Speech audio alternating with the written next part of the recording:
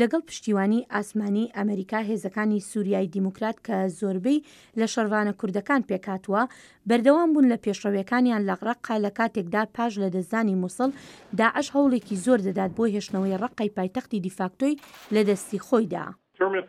جەنگاوەرانی کۆڵنەدەر لە هێزەکانی سووریای دیموکرات بەردەوامن لە پێشەڕەویان لە دژی گروپی دەوڵەتی ئیسلامی هاوکاتی ئەوەی شەڕی گەڕک بە گەڕک لە شاری ڕەقەدا دەکەن. هێزەکانی سووریای دیموکرات لە ئێستادا پتر لە 90% شارەکان لە چاکدارانی داعش پاکردوتەوە و وان لە شەڕێکی قورسی شاردا و توانیویانە هێزەکانیان لە میحوەرەکان بە درێژایی ڕۆژهەڵات و ڕۆژئاوا بەیەک بگەنەوە. هاوکات ئەم هێزانە سەرگەرمی هەڵمەتی پاکردنەوەی ناوچەکانی ژێر کۆنتڕۆلی داعشن. لەگەڵ ئەوەی کە پێشڕەوی دەکەن بەڵام پێشڕەوەکان لەسەر خۆ و زۆر بە وریایەوەیە بەهۆی ئۆتۆمبیلە بۆم ڕێژکراوەکان و نزیکەی 30,000 کەسی سیڤیل کە لە ناو جەرگەی شارەکەدا ماونەتەوە.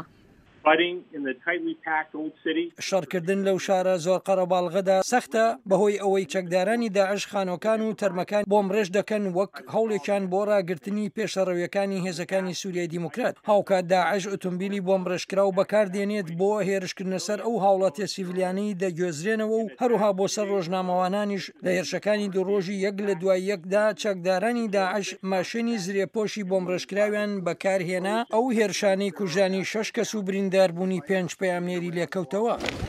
لەگەڵ سەختی شەڕەکەدا هێزەکانی سووریای دیموکرات هەتا دێت زیاتر خۆ ئامادە دەکەن بۆ ئەم شەڕە سەختە و ڕیشەکێشکردنی داعش. لەم هەفتەیەدا 250 شەڕوانی یەکینەکانی پاراستنی ژن مەشقی لەشکریان تەواو کرد بە مەبەستی بەشداریکردن لە شەڕی ڕزگارکردنی ڕەقا. فەرماندەیەکی یەپەژە بۆ پەیامنێرمان زانا عومەر بەم شێوەیە دووە. هەژماری هەواڵە 205 هەواڵ بوون. هەواڵ هەمووی هەواڵێن ژن بوون، هەواڵێن یەپەژێ بوون. سەر ئەساسی گۆ بکارەبن شەڕی ڕۆژاوادا خواهین خۆرتر بکەن، ئالی عەسکەری دە، ئالی فکری دە. هەژماری وان 205 بوون.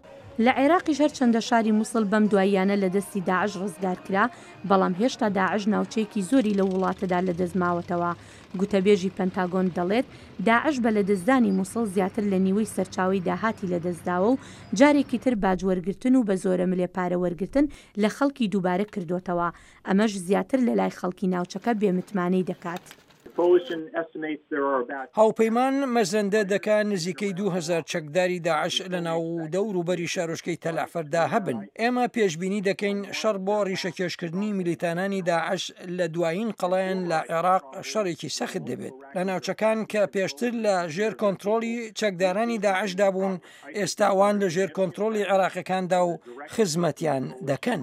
هێزەکانی سووریای دیموکرات نزیکەی 3 مانگ لەمەوە بەردەستیان کرد بە ئۆپەراسیۆنی ڕزگارکردنی ڕەقە و بەرپرسانی هەسەدا درەنگانێکی پێنجشەمە ڕایانگەیاند بەلایەنی کەم ئەم شەڕە 4 مانگی تر دەخایەنێت.